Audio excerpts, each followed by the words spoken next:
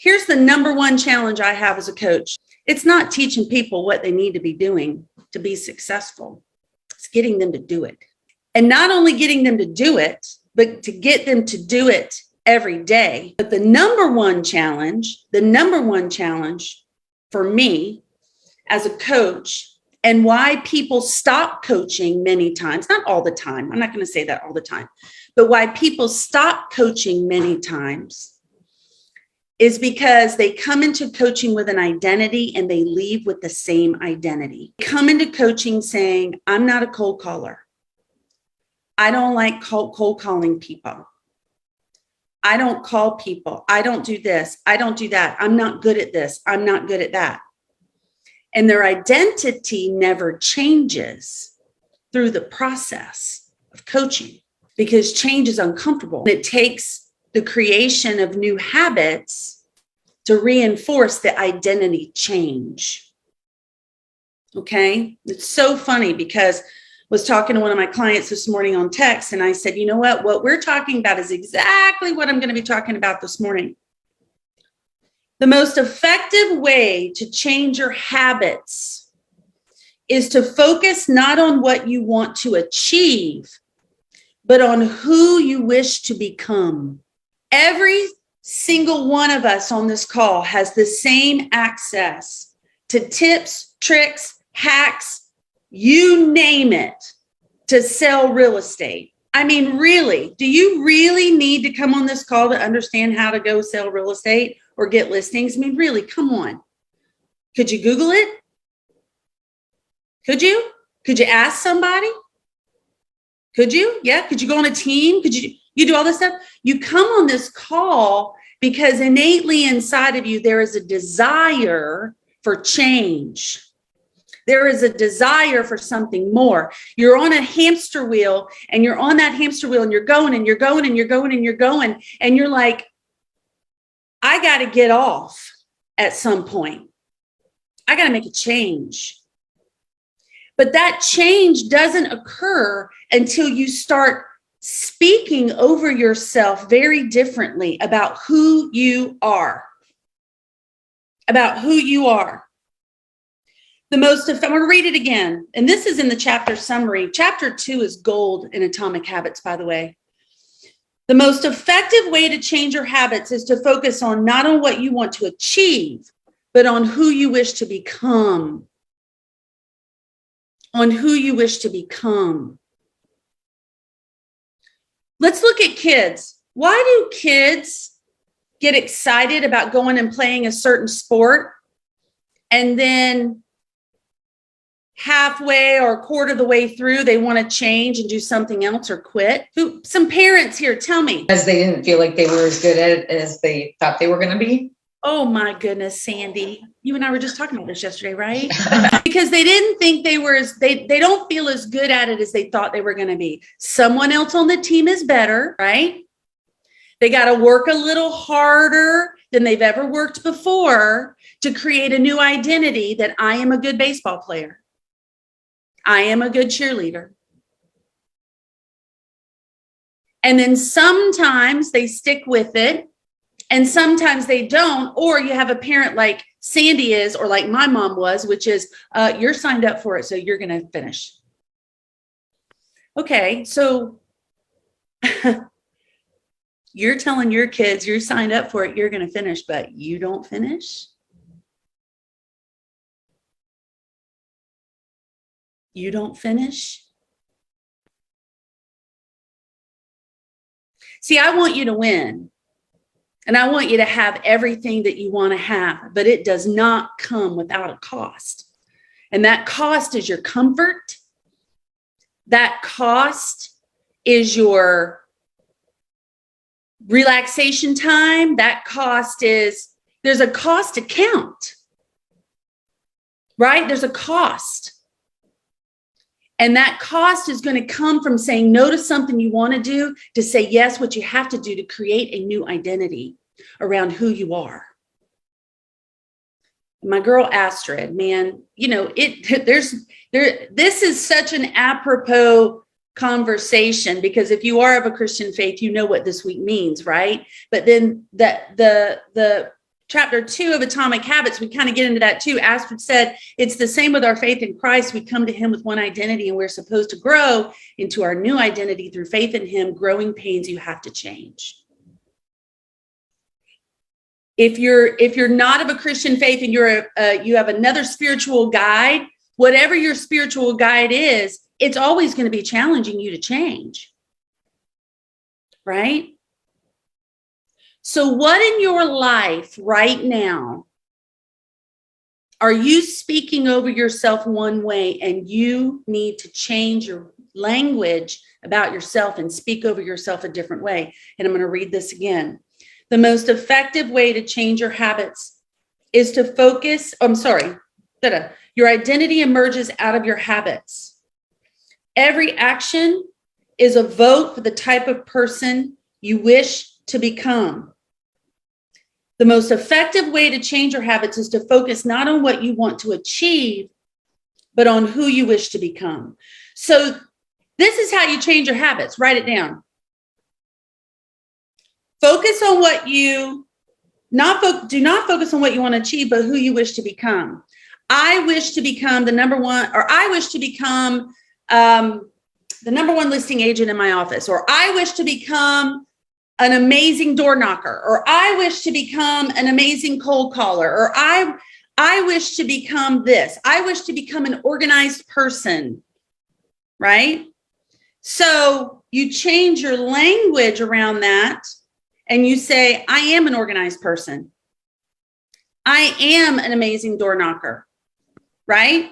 And so then when you get up and you go door knock, or you go cold call, or you ask yourself a question, you're starting to feel overwhelmed about all the stuff you've got going on, then ask yourself this question. So let's just say, for example, you want to be an amazing door knocker. So you say to yourself, you know what? I'm an amazing door knocker. People want to talk to me today. That's an affirmation. And then you get out and you start door knocking, and it doesn't feel really good. And so I want you to ask yourself this question. What would an amazing door knocker do right now? What would they do right now? They would knock on another door. You're a disorganized person, and you get up in the morning and you're feeling overwhelmed, and you've got your calendar, and you've got this, and you've got this. You got all the tools you need to be organized, and yet you're frozen. What do I do next? Ask yourself the question, what would an organized person do? And do that. It's frustrated. Who just said it's frustrating? Frustrated with me. Just being cooped up. Oh, I don't know who that was. I'm going to mute them. Okay. I am statements. I am affirmations. So your identity emerges out of your habits. Every action you take is a vote for the type of person you wish to become. So let's take this back to your kids. Your kids say, I don't want to play baseball anymore because I'm not good at it. I'm not good at it. I don't want to play baseball. Well, what are you not good at? All of it. Well, what specifically? I don't know. Well, if you did know, what would it be? Am I like repeating a conversation you've had with your child? I've never had small children, but I remember what I used to do to my mother, right? I don't know. Well, if you did know, what is it? Well, I'm not a good catcher. Okay. Well, if you were a good catcher, what would a good catcher do right now? What would a good catcher do to stay a good catcher? They would practice. Okay. Well, who can you practice with? Joey down the street.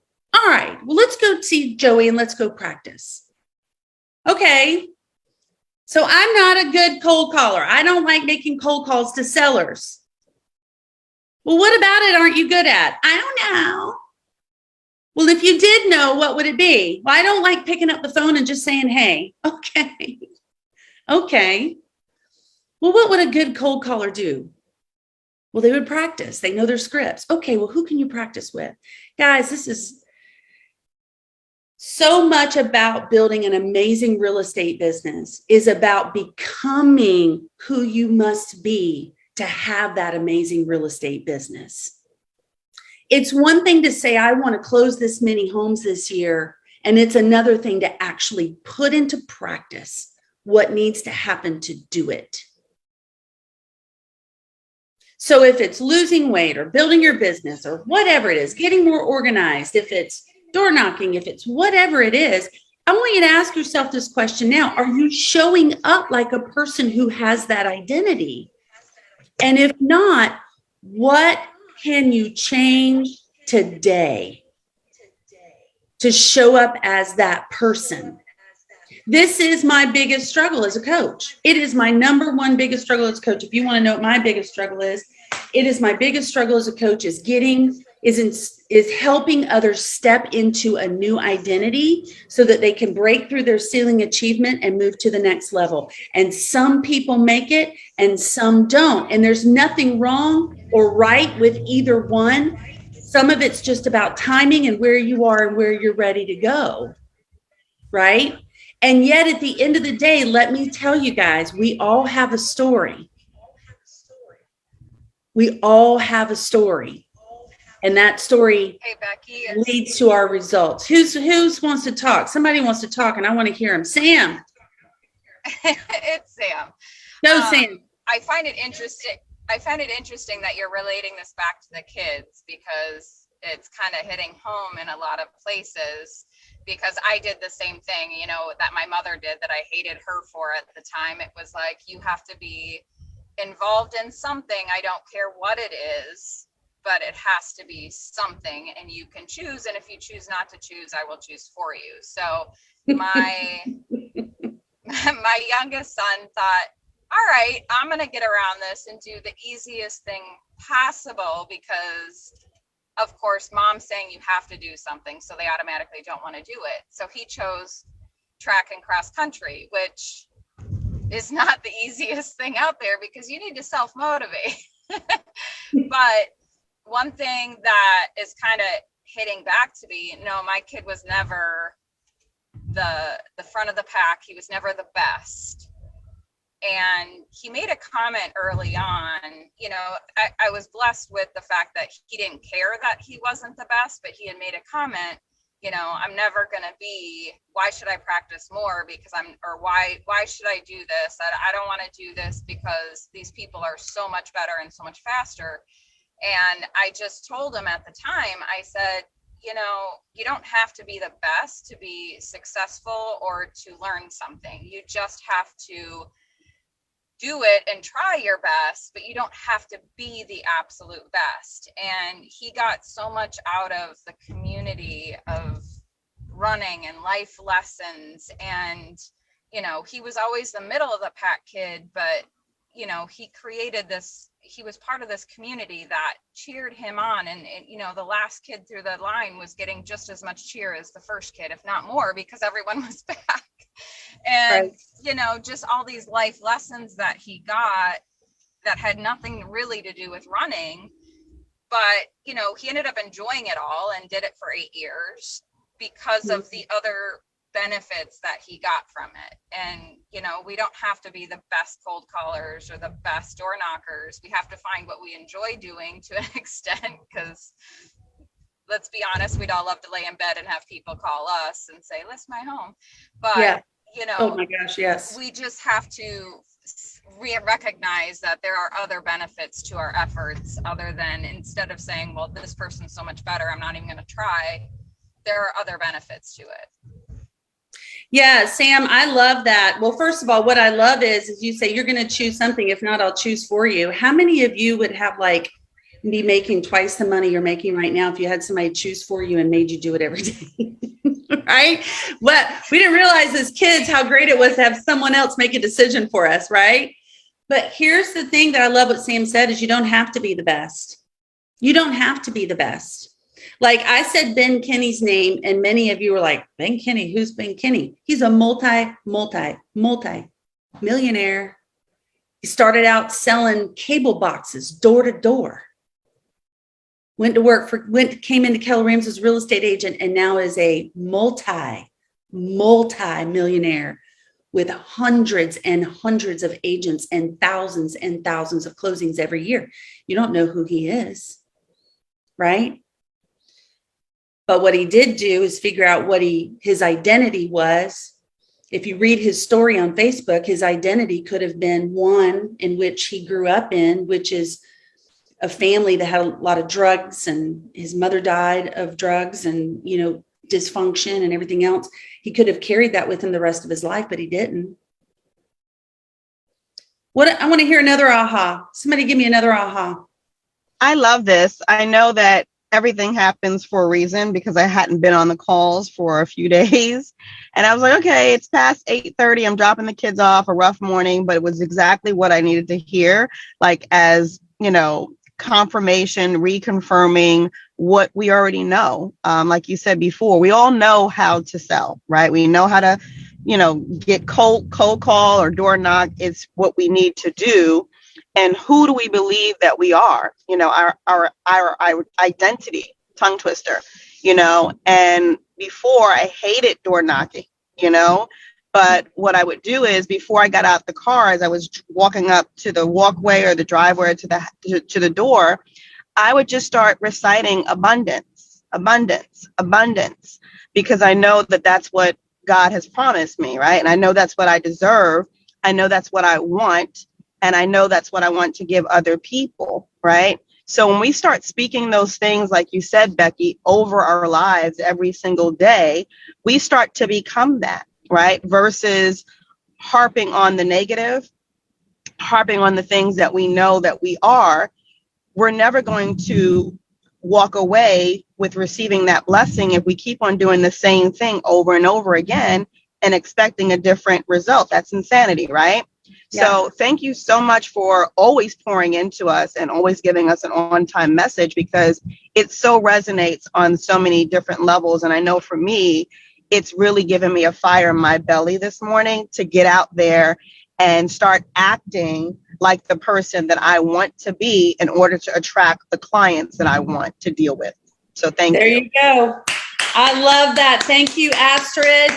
Attracting, being the person you want to be to attract the clients that you want to have. Goodbye, Sandra. No problem. The Fennec team says, Amanda, I know this is Amanda. She said, this is so true. I see my kids watch me, especially as they get older. They have seen me struggle and they've seen me want to quit, and I didn't. And this is such a great life lesson. Okay, guys, last thing I'm going to say is this. The real reason habits matter, here's the real reason habits matter, is not because they can get you better results. Sam said it. Not because they can get you better results, although they can do that. Her child was never the best, never the worst, middle of the pack, but because they can change your beliefs about yourself. That's why your habits matter, because they can change your beliefs about yourself. So what are your habits? I'm not a morning person. Well, that's true, because that's what your habits are telling you, that you're not a morning person. I'm not athletic. That's true, because that's what your habits are telling you. I'm not a good door knocker, because that's what your habits are telling you. So I'm going to say that one more time, then we're going to get off. The real reason habits matter is not because they can get you better results, although they can do that, but because they change your beliefs about yourself. So what do you believe in about yourself today? And what habits do you need to change to reinforce a new identity? And what is that new identity? Right? Come on, people. The worst thing that could happen, the worst thing is that 90 days from now, we're having this same conversation. You're still stuck in the same dang place. You alone have the power to change it. All right. I love you guys. Have a great day. I'll see you tomorrow. Bye.